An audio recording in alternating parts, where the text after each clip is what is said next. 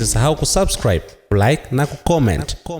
Leo ninapotoa salamu hizi, siku 269 mwenyekiti wetu ndugu Tundu Antipas Lissu alipokamatwa na kuwekwa mahabusu kwa kesi ya uongo, batili na yenye uonevu wa makusudi, wakidhani atapiga magoti kusujudia sanamu.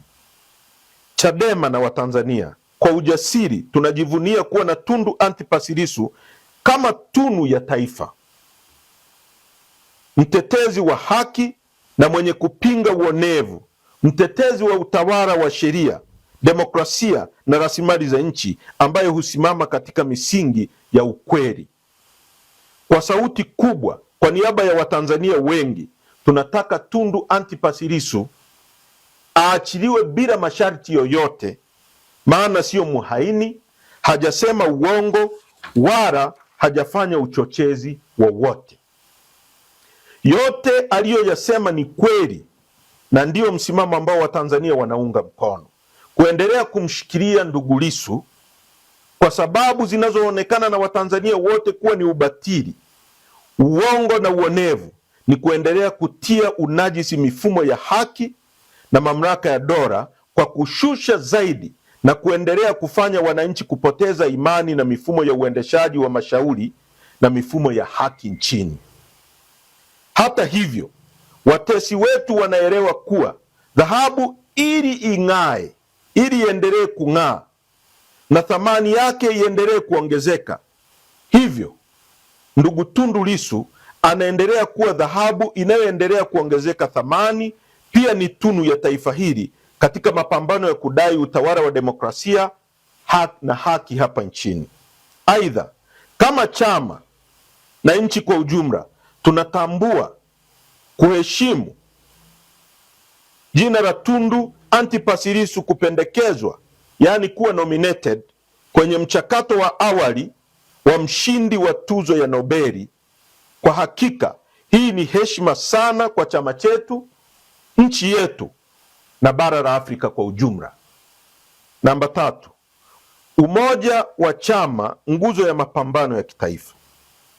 Watanzania wenzangu, umoja wetu ndani ya chama si kauli, ni pumzi ya uhai wa harakati zetu. Ni katika mshikamano ndipo chama kinaishi, kinapona na kinashinda. Tofauti za mawazo ndani ya chama cha demokrasia sio ufa, ni msingi ya kujenga hoja bora na uamuzi thabiti.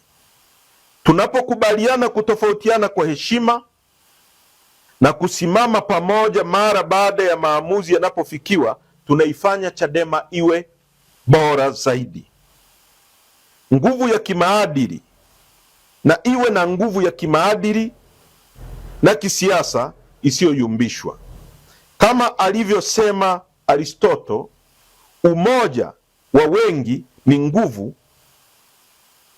kuliko nguvu moja. Chadema itaendelea kuishi mioyoni mwa wananchi na wanachama wote, kwa sababu si nembo wala majengo, ni dhamira ya pamoja ya kupigania haki. Ni taasisi ya kitaifa, si mali ya mtu, familia au kikundi. Ni chombo cha wananchi cha kudai mabadiliko ya kweli. Chama kinapitia misimu, lakini roho ya umoja haifi, kujizalisha upya kila inapojaribiwa. Hapo ndipo harakati zinapokuwa kubwa kuliko hofu na matumaini yanakuwa makubwa kuliko vikwazo.